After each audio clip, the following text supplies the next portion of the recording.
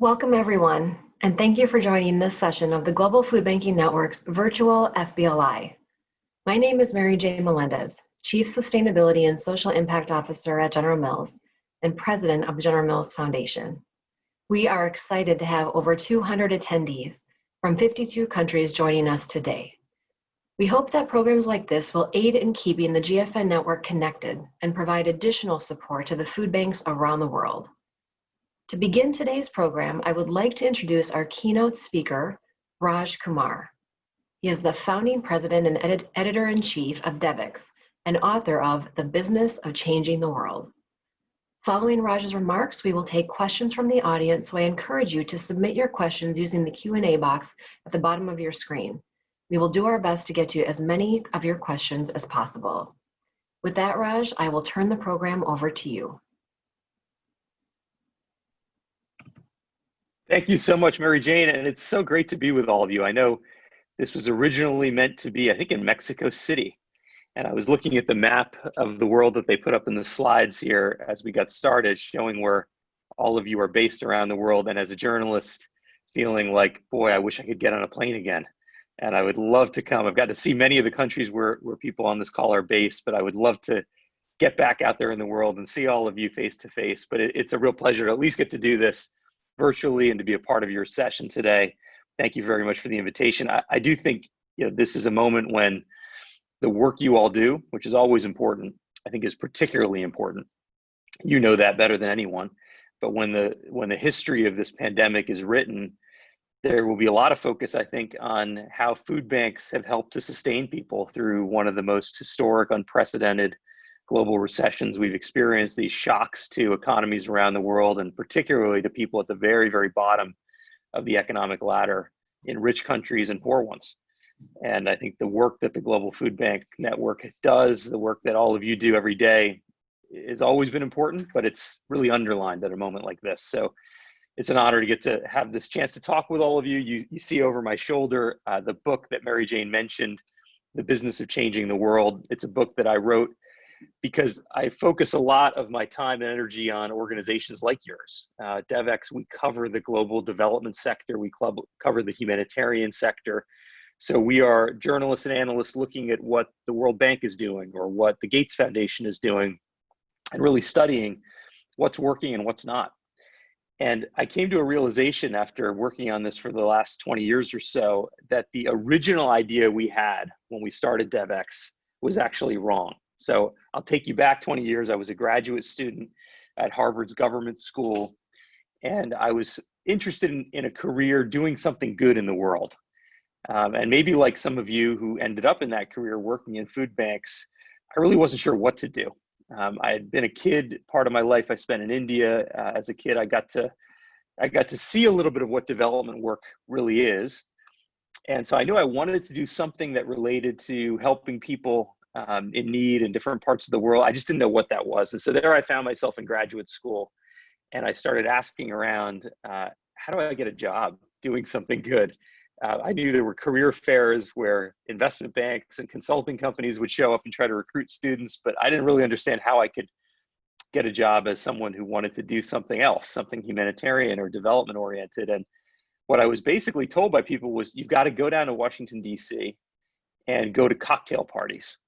And I couldn't believe that our industry was, a mission-driven industry, but that ultimately was kind of a closed club, and that it worked in this way, that you had to network and know people, and that's how you got a job and a career in this field. But I don't think people were wrong. I think that was the right advice.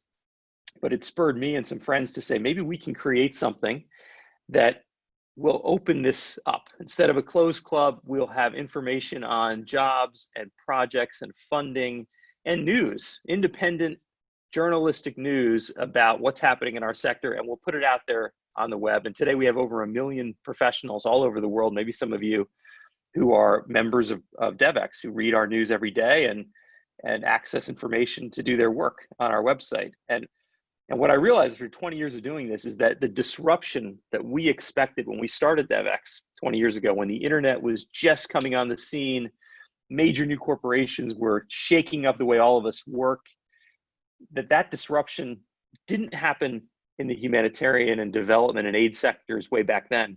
but it's actually happening now. And that's what my book really focuses on. That's the thesis and argument I'm trying to make. And that's what I want to talk to all of you about today.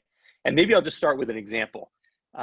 If we were all in the same room right now, I would ask you, how many of you know why the year 1892 was so important in human history, particularly from a global development perspective? And maybe a couple of your hands would come up, since this is a group that knows a lot about agriculture. But 1892 is the year that the tractor was invented in Iowa. And here in the United States where I live, tractors are not luxury items. They're pretty common. You know, people use tractors of all kinds to mow their front yard, their lawn. But in much of the world, including a lot of the countries where I know participants on this call are based, tractors are a luxury item. And you've all probably seen this as you do your daily work or as you've traveled, and I certainly have. People who are out in fields using traditional hand tools to prepare a field for planting or to harvest a field, and the amount of work that takes. It turns out what takes about 40 days of backbreaking work to prepare a field for planting can be done with the tractor in about 8 hours. But in much of the world, the tractor is just out of reach. And not long ago, about 5 years ago, there was a young guy here in the US, kind of like me when I was in graduate school, wanting to do something with his life. He did his MBA. He decided to get a job at an investment bank down in Atlanta, Georgia. And he realized that, you know what, this wasn't fulfilling enough for him. He wanted to do something else. And he started studying and looking into these issues further. And he thought, why can't I take the same idea that makes Uber work for cars and bring it to tractors? And this young guy named Jahil Oliver went to Nigeria, and he built a social enterprise called Hello Tractor. And Hello Tractor is what it sounds like. It's Uber for tractors. If you happen to have the money to own a tractor, you can now rent it out and make some income. And if you don't have the money to own a tractor, you can pay just for its use and get access to one to really increase your productivity and make your farm that much better, that much more productive. And it turns out that now, some 4 or 5 years later, 75% of the new tractors in Nigeria use Hello Tractor technology, and they've expanded to 5 other countries across the continent of Africa. So it's an example, and I give many similar examples in my book, of how the moment we're living in right now is really different when it comes to doing good in the world, that it is really changing. That really, back in the old days, in fact, thousands and thousands of years ago, the idea of charity existed. This is an old idea. Poverty in human history was the most common thing. It wasn't unusual.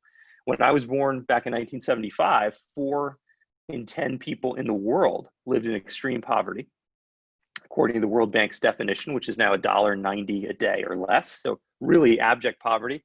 That was 40% of the world. Today, it's down to 10% of the world. So a huge success in many ways, but a long way to go, because 10% of the world, as you well know, it's still about 800 million people, and that's about the number who live in hunger today.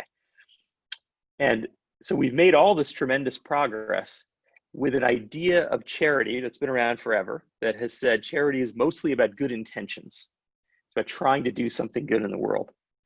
But that has recently started to really shift into an idea that intentions are not enough. Charity is about results, and what many people have talked about as a results revolution in the humanitarian and development and aid sectors. And I believe that's what we're in today. In fact, looking at just the website of the Global Food Banking Network, you can see an example of this, where you are now not just having nice glossy pictures of people that you're helping or people giving out food. What you have are data and numbers and facts to point to the return on investment, the opportunity that comes from doing food banking work. And I think that is really where the development sector is headed. We are a $200 billion industry. If you add up all the philanthropy and charity, all the aid in the world, it's quite a large, substantial industry. And if you can make it a little more efficient, a little more results oriented, if you can make sure the best ideas succeed and the worst ones fail, you have a chance at maybe having much more impact and actually achieving some of the sustainable development goals, including goal number 2, which you well know is zero hunger. So really, this is the argument I make in my book, and I make it across 3 key points that I see really disrupting the way we work as a sector. And the first one is this idea of competition. That in the past, in our field, there wasn't that much competition. There certainly were a number of nonprofit organizations, and there were some foundations and some government aid agencies. But if you look not long ago, 20 years ago, 30 years ago, at the aid industry as a whole, nearly all the funding came from just a few countries and from their governments, in fact. The US government, the British government, the Japanese government, just a few of the richest countries in the world accounted for most of the alphabet soup of acronyms that we see when we think of UNICEF, or we think of CARE, or the many, many NGOs around the world that do great work. The vast majority of that funding was coming from just a few of the richest governments in the world. That has started to change. In fact, it's already changed dramatically. And we now have more than half of the funding in our field coming from individual donors in the private sector. There's been a tremendous shift from a kind of monopolistic market to a much more open competition, and ideally an open competition for results. That has still not entirely happened. There's a need for real accountability in this space, but there is an opportunity now as we see much more competition. In fact, I'll give you one example. And I can't see your faces, so I don't know if you know this, but I know from experience that when I say this in rooms, many people have not heard the names Carrie Tuna and Dustin Moskowitz. They are a young couple based in Silicon Valley, and they made a fortune. Dustin Moskowitz is one of the co-founders of Facebook, and he is the co-founder of another successful startup internet company called Asana. And again, most people have never heard of this young couple, but they're worth many billions of dollars, and they committed to give away essentially all of their money to charity. And in just the last year, as an example, they have now grown to be giving away more money than the Rockefeller Foundation. And based on their trajectory of giving, I predict that they will be giving away more than the Ford Foundation in just a few years. So the two iconic foundations of the last century, Rockefeller, so well known in this field in agriculture for the Green Revolution, and the Ford Foundation, are now eclipsed in just a few years by a young couple living in an apartment in Silicon Valley. And they are giving their wealth away with a very small staff. They haven't created a foundation with their name on it. They are not very well known, but they are giving away based on data and evidence of what works. So they're giving money away on issues like nutrition or global health, and they're doing it only for very evidence-based and proven and underfunded opportunities. And they are representative of a potential wave. There are some others, but most have yet to really give a significant amount, but a potential wave of billionaire philanthropy that will eclipse government philanthropy in many parts of the world. There are now 200 billionaires who have signed something called the Giving Pledge, which commits them to giving away half their wealth during their life or upon their death. Of course, the Gates Foundation and Warren Buffett are the most well-known. They're the founders of the Giving Pledge, but many, many others are in that group. And then there are still 90% of the world's billionaires who have not pledged to the Giving Pledge and are not giving away a significant portion of their wealth. So there is likely to be, given the scale of inequality in the world today, and given the amount of wealth at the very top, there's likely to be a tidal wave of money coming out of these groups into foundations and into nonprofit work. And that is already and will even more dramatically change the way we all work into really a period of open competition where organizations like yours are making a case based on data and evidence for why you should get funding that's going to change things. That's one key reason why I think development and the aid industry is being disrupted today. Another one is the idea that we are moving from a wholesale industry to a retail industry. And in fact, global food banking is a good example of a retail industry. So traditionally, in the development and aid sector, groups of well-meaning executives of nonprofits and donor agencies would meet in a conference room in London or in Frankfurt or Tokyo or Washington, DC, and they would plan out a project. And they would think about, well, we have a certain amount of money, we have 3 to 5 years, these are the problems we think we're trying to solve, and these are how we're going to solve them. We have a solution, and we are going to then go hire a nonprofit or hire a team of consultants, and we're going to go and solve this problem. And this kind of project orientation really erased the visibility of the person you're trying to help and serve. it turned the people you're trying to work with as kind of like victims in your mind, or beneficiaries is a term often used, instead of thinking of them as customers or as partners or as the people who really are going to solve their own problems in life, the people who will be the agents of change for their family, for their community. And this project orientation, this idea of working at a wholesale level, of looking at a map and thinking about whole regions or cities or entire countries or regions of the world, really erase this idea of understanding what the individual needs. And increasingly now, because of technology, examples like Hello Tractor are becoming much more common, where you can actually reach the individual and understand what their needs are. And food banks are a great way that happens. It's a very direct, retail, personal approach to solving problems in people's lives. And you really have to listen to your customer, understand what their needs are, know what kind of food do they need, where do they need it, what is happening in their life that will make it accessible to them. That kind of thing is a different orientation than much of the way that the traditional aid and development industry was originally set up. And because we can reach people on their mobile phone, we can pinpoint where people are, we can send mobile money, this is changing dramatically. I'll just give one quick example, which is an organization called Give Directly. And Give Directly, their name kind of says it all. The idea is almost a little crazy when you think of it. We're going to just give money away to people who need it. And they essentially, a group of economists at MIT and at Harvard got together and said, why don't we just try this? And we can use satellite imagery to look at people living in, for example, Kenya, where they started work. And we can see in a village, the people who have a tin roof, we can assume they have a little bit more money. And the ones who have a thatched roof made out of leaves and brush, they may have less money. They're probably living in extreme poverty. And we can find out what their mobile phone number is, and we can send them $1,000 in mobile money, which would be an unprecedented amount of money for a family living on a dollar or two a day. And they've done this now, and they tried it, and they measured it very carefully and said, what are people spending their money on once they get this windfall of cash? And it's not a panacea, it doesn't solve everything. But they've been able to measure those results very carefully, and they've given away something like $100 million today, directly to poor people living at the very bottom of the economic pyramid, and mostly, I believe, at this point in East Africa, but some in other parts of the world too, including some experiments in the United States. And it's very similar to the idea of universal basic income, but this idea of measuring and being able to talk to the end recipient, understand what they need, and see how they're spending the money is really powerful. And it creates a benchmark by which any other intervention can be measured.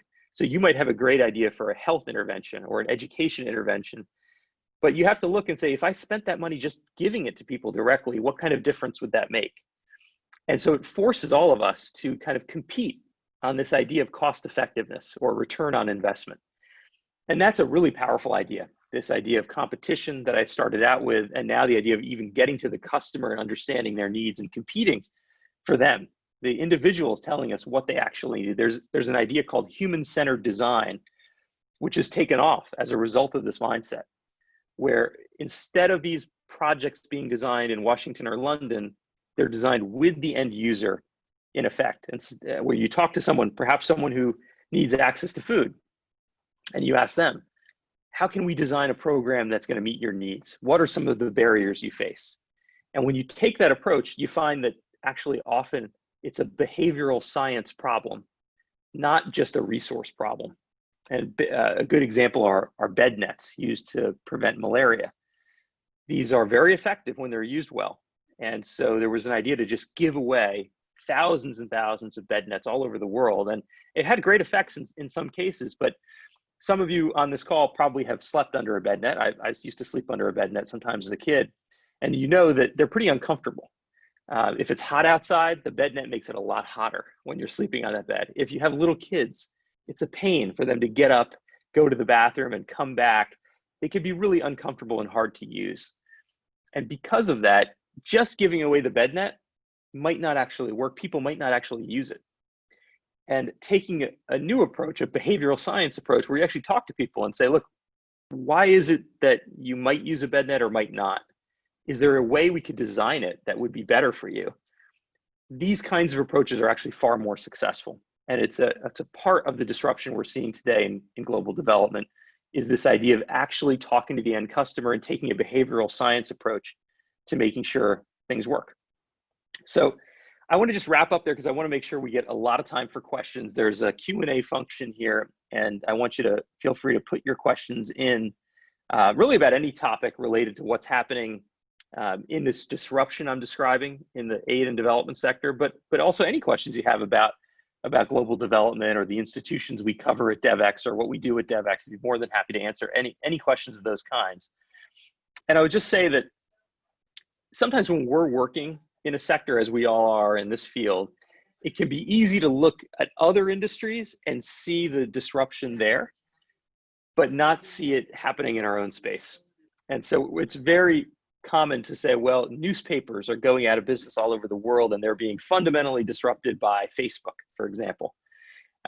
Or to say that small shops and retailers are being put out of business all over the world by Amazon, right? That's very common. It's easy for us to understand. But I truly believe that a similar disruption driven by new money, private sector players, billionaire philanthropists, corporations, even individual donors giving $5 on their cell phone, new technologies, like the technologies that allow things like Give Directly or Hello Tractor to work, and new approaches, new ideas, new thinking is really disrupting the work that's done in the charity and philanthropy and development sectors. It's disrupting the work we all do every day. And it's really important for those of us who bring those good intentions to this, who want to do good in the world, to understand that and to see these driving forces so that we can design our own programs to be as effective as possible, so that we can compete for more funding, and so that we can live up to some of the very best ideas and solutions that are out there in the world today. It's a lot of what we're doing at Devex, is to lift up those ideas that are working and to hold accountable people and institutions that really aren't. And I think there's a lot of need for that, especially at a moment of disruption like this. So I want to pause there. I want to make sure we have lots of time for questions. I know it's not the same as being in a room together where we can riff off of each other, but I really am eager to hear what all of you have to say. And I'm just opening up the chat window now to take a look at some of these. I'll try to get to as many as I can, but please continue to add them as you hear the conversation continue. So, there's a question here that's specific to Bangladesh. I'm no expert in that country, but I think it does raise some interesting points that are interesting maybe to others as well. And it's basically saying there's no legislation in Bangladesh for food banking. And the food security responsibilities are with the government, and I guess they have reserved the food. How can NGOs do such work with the humanitarian aid from donors? This is a really important point because, and I talk about this a bit in my book, when you think of your work as narrow charity work, I'm going to go and do my work in my one small community. That could be effective, it's possible, but very often what you'll find is there are larger forces at play. And those might be things like government policy and regulation. It might be what philanthropists and donors are funding at the global level. And so increasingly you see nonprofit organizations taking a policy advocacy lens to their work, where they say, it's not just about what I do, it's about what I can get everyone else to do. And the classic example here is the Gates Foundation, right? This is the biggest foundation in the world. They seemingly have so much money, they wouldn't need anyone else's money. But actually, when you look at the problems they're trying to solve, what they realized, not at the beginning, but they now have realized today, many years into their work, is even with all of their funds, they don't have enough money to solve the problems they want to solve. They can't solve human health. They can't end disease or end hunger with their money. So what they try to do is use a portion of their money to support nonprofits and other foundations, to get other people to give money effectively based on evidence, to convince governments to change their policies in ways that we know work, so they can align many, many other institutions and lots of other sources of funding in the right direction to make impact. Now, still today, when I meet NGO executives and I say, hey, how are things going in your nonprofit? Very often I will hear them say, well, I have this many employees and my budget is this large. So we're using these metrics of size of funding when really the metric that should matter is results. How many people have I served? Have I actually helped them to pull their lives out of poverty? And so similarly, in the food banking world, I'm sure as I look at the website of the Global Food Banking Network, that you're thinking in these terms around results. And that might not be just about the amount of food you can provide yourselves. It might mean reducing food waste. It might mean changing government laws to allow food waste to move from private sector institutions and retailers into food banks.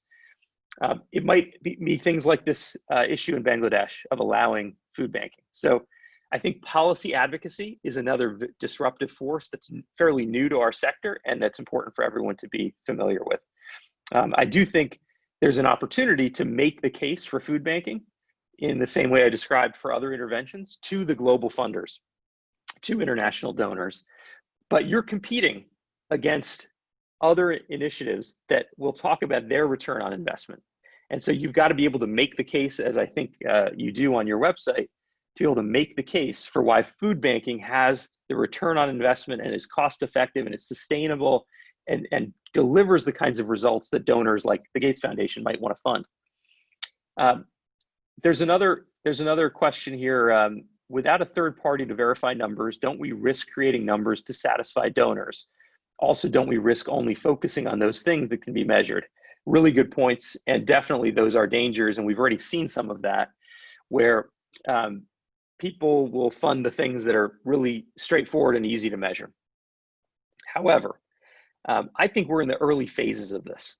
And so at this point, if you look at, for example, Carrie Tuna and Dustin Moskowitz, this billionaire couple and what they're funding, primarily they're giving to things that are very much easily measured and are data driven, but also that can be proved to be underfunded. So we're not yet at the point where there's too much funding going to things that are easily measured. And there are many examples of this, like deworming pills or vitamin A tablets, things that we know work, there's great evidence for, that are very inexpensive and deliver a high return on investment and can be easily measured. And yet we're still not fully funding them.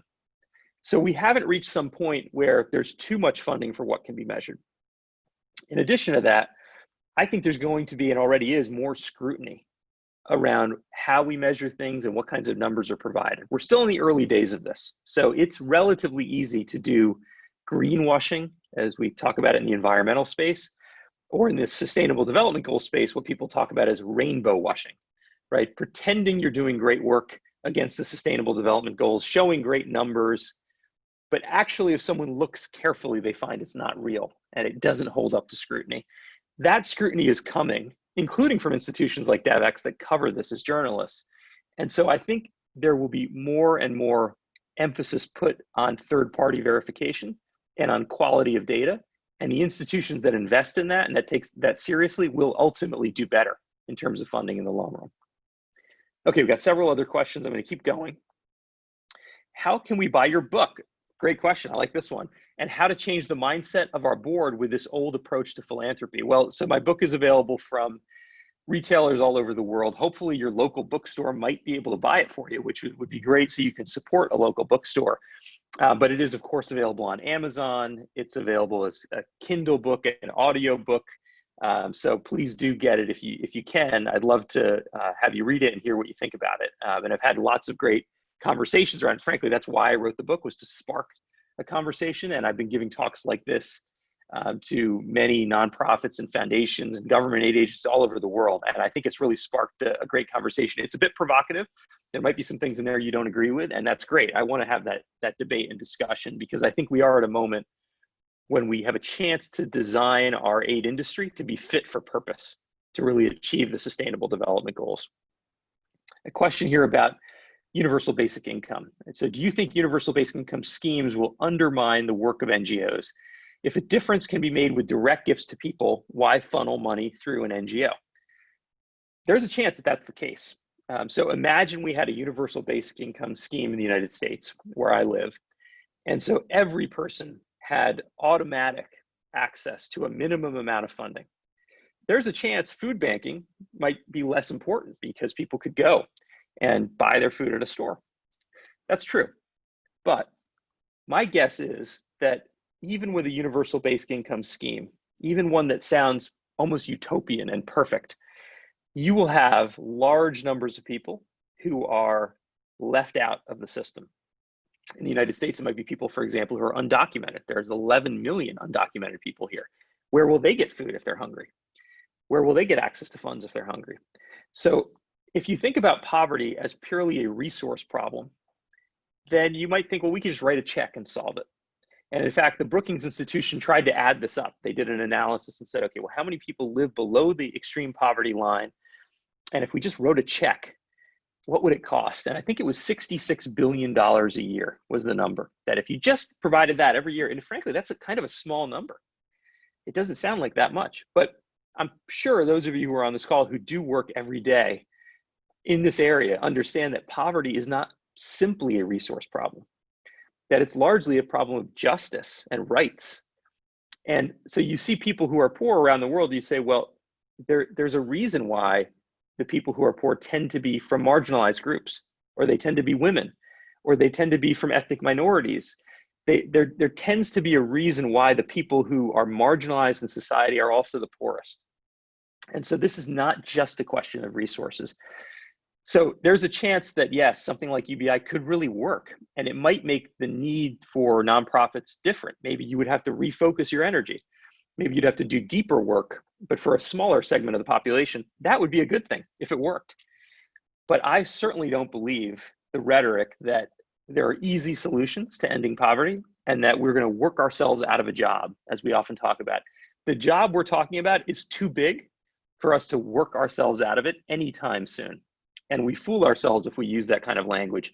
We are talking about 800 million people living below $1.90 a day. That's extreme poverty. There's still 70% of the world living below $10 a day. You can argue, what is poverty? What is extreme poverty? These are arbitrary figures. There are large portions of the world living in very challenging circumstances, and there will be a role for nonprofit organizations, for NGOs, in my lifetime, in yours, in my kids' lifetimes. Maybe the work will shift based on new solutions, government policy. That would be a good thing, but the need will be there. Here's another question. Do you think or believe that this behavior approach you described is really interesting to those that are not the beneficiaries? I think if we have a results orientation, the answer is yes. And let me give you just a fun example that I tell in the book. So I noticed in the map, there are some participants on this call from Brazil. And so you will know more about this than I do. But my understanding is in Brazil, every night, the telenovelas that they run, the TV soap operas, are really popular. And when I say really popular, 25% of the population of Brazil tunes in to watch these every night.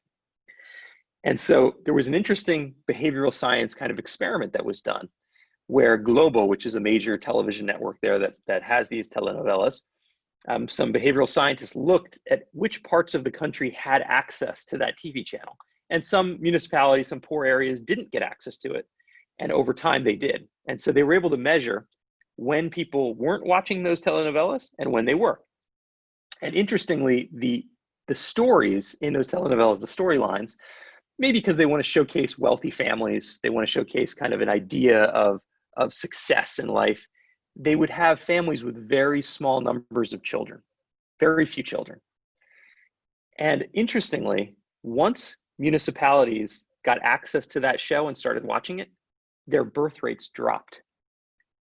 Just from the factor of watching those telenovelas that showed smaller family size, fertility rates dropped by 11% in just a few years.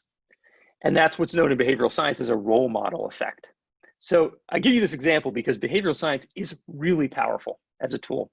And increasingly, international development agencies, donors, nonprofits, they realize this. So if you care about results, chances are you will start to take more of a behavioral science approach. And if there's real competition for results, those organizations that use these techniques are likely to find that they do better and they outcompete other organizations.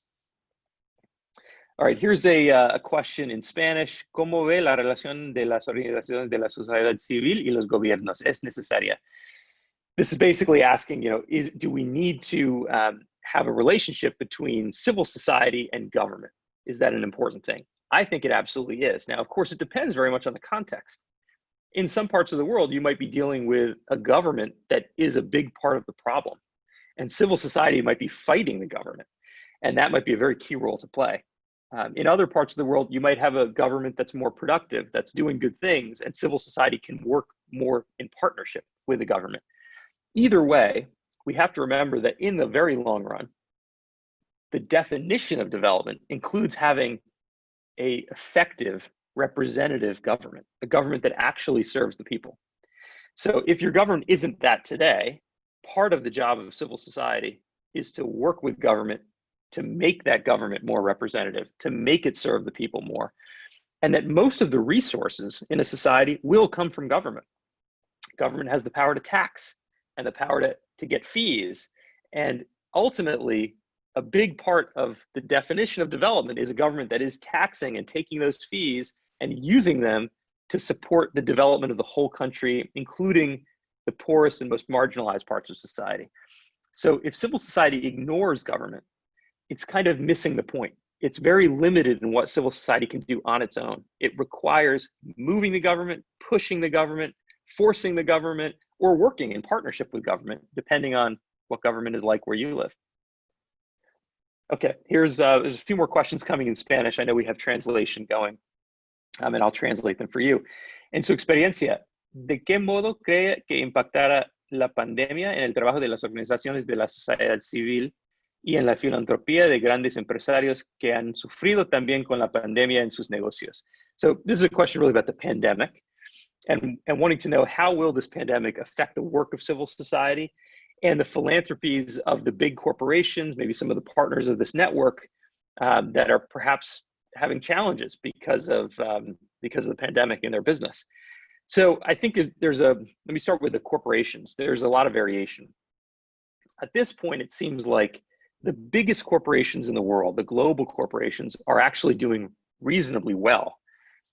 In general, some of them are even succeeding more than before due to the pandemic. There's more demand for their products, especially the internet-enabled businesses are doing really well.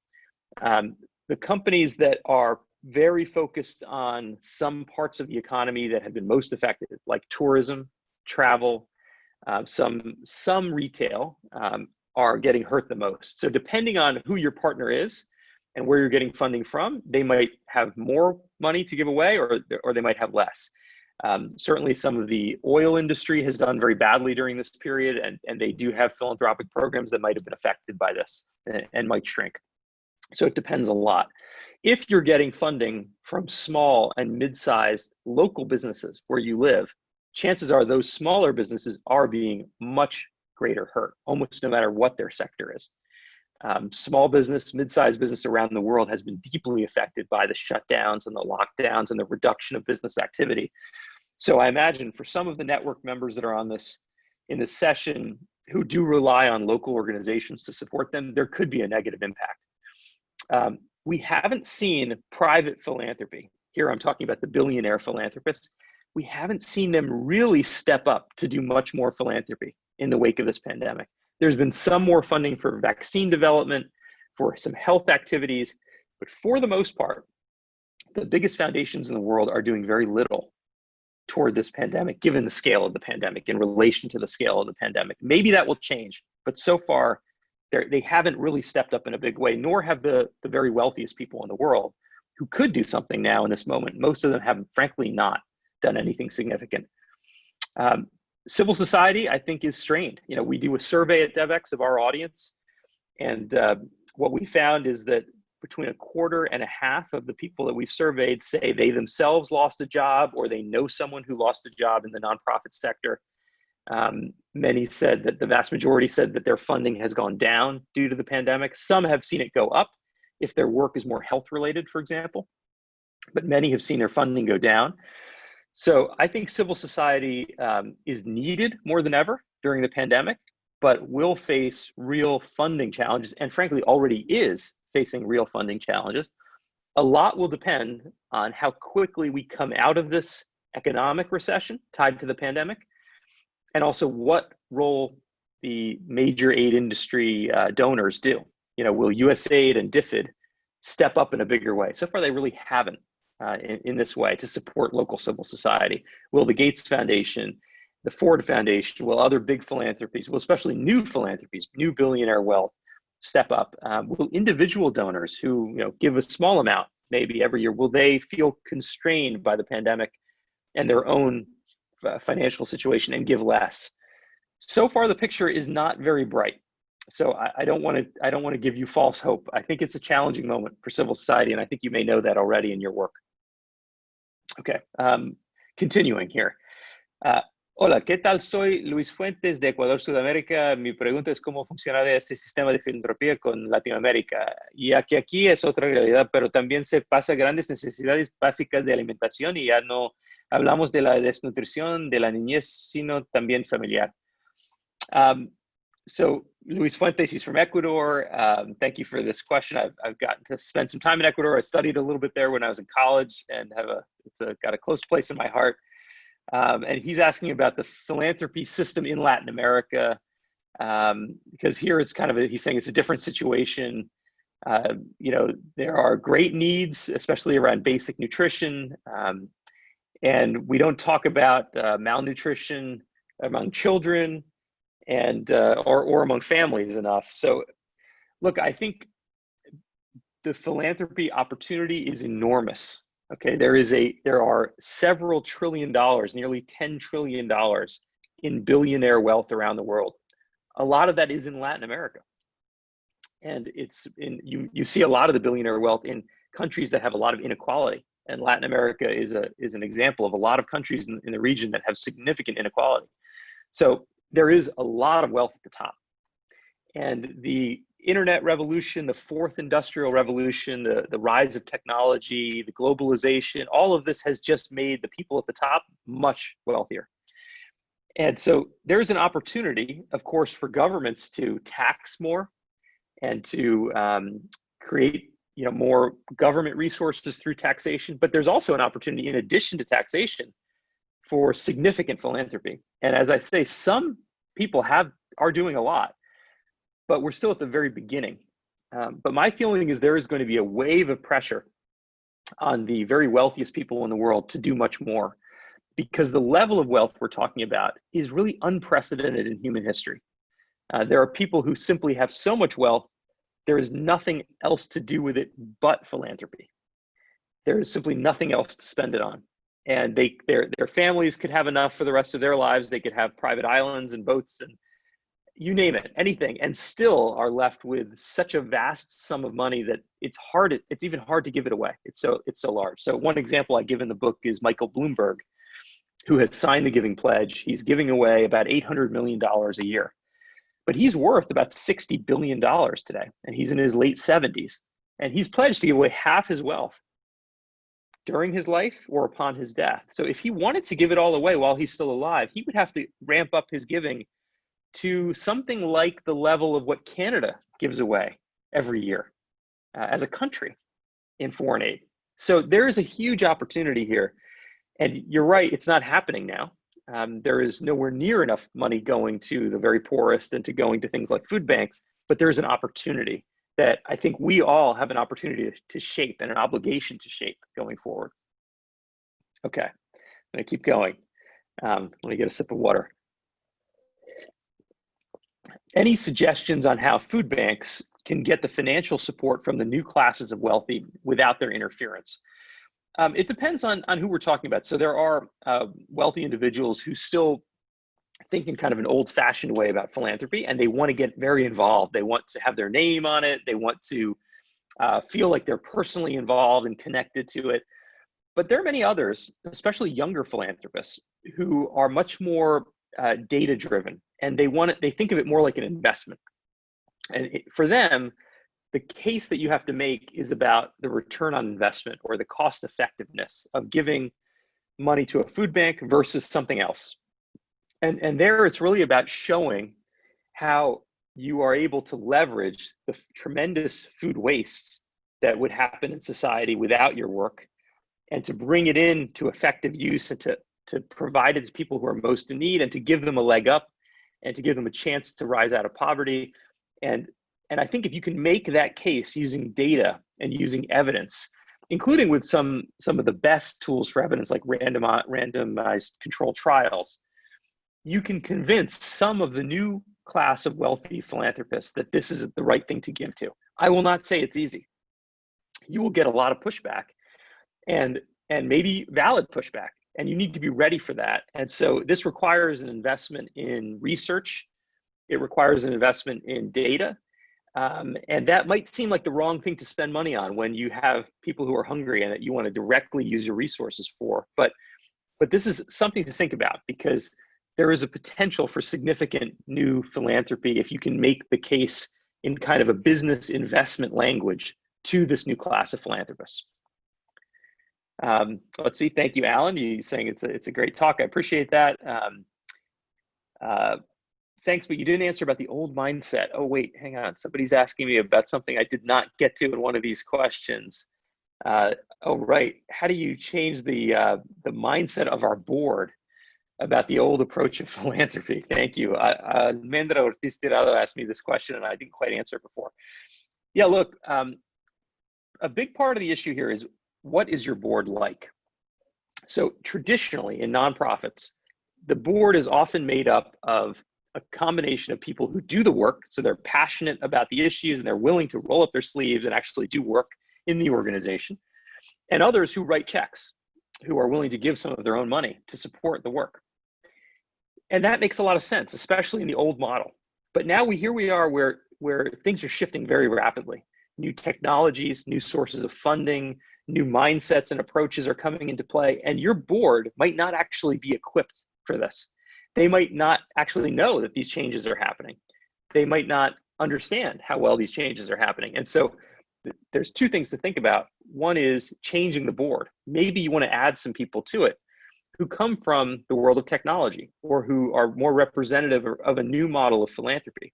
So I've seen some nonprofits who've said, our board used to be very focused on fundraising. We're going to move that and have a fundraising board that just does fundraising. And our governance board will actually be different. This won't be people who write checks. This will be people who bring ideas, who have networks of people who can bring us the best new thinking. So part of this might be about changing your board structure or makeup. Part of it might be just about engaging your board in a conversation like this. Get them my book, talk to them about these issues. I actually talk to lots of boards of NGOs about these kinds of strategic issues, to try to maybe get them to think in a slightly different way. And I've seen many NGOs that are pivoting and changing the way that they work, still doing the good work that they've done traditionally, but looking for new ways to have impact. So it may be, Almendra, part of this may be about your board itself and having this conversation with them directly. Okay. Let's see. Hello, Raj from Medellin, Colombia.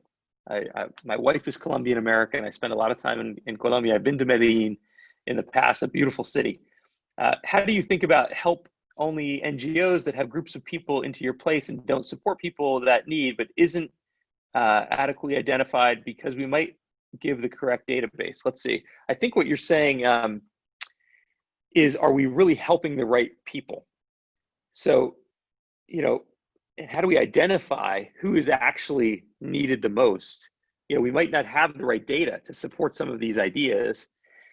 Yeah, a lot of this does come down to having the right data. But I will tell you, there is a revolution happening in the gathering and collection of data. So, we're all walking around with these devices, and companies, businesses know so much about us. There's about 1 billion people in the world today that don't have a birth certificate or any kind of government ID.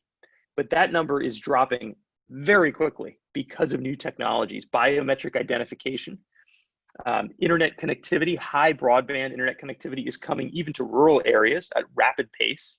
Mobile money technology, so people start using their phone for banking and transactions, and all of that data gets stored. So actually, businesses in many parts of the world may know more about the people you're trying to serve than even your NGO does. And there's more data available today than you can imagine. And just a few years from now, that amount of data will explode, and it creates all kinds of privacy challenges and issues. How do we ensure and safeguard that data and safeguard especially some of the most marginalized people in the world, people who might be victims of human rights abuses? So it creates lots of challenges, but it also creates opportunities for organizations like yours to identify people who are most in need and reach them where they are.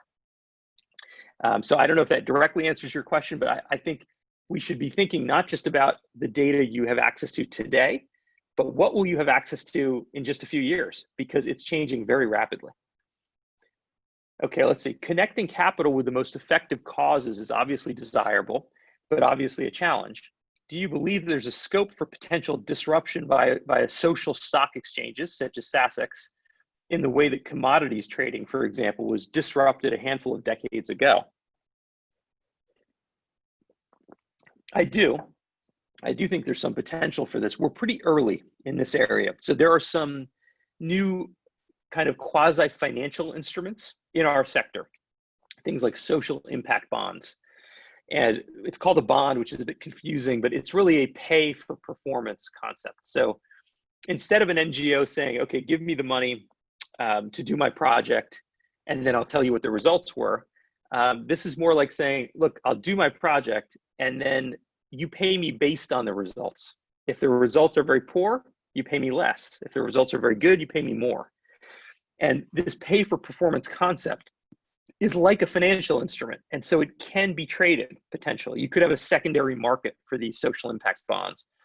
And ultimately, you could, in a way, use market mechanisms to really advance even not-for-profit work to be more effective.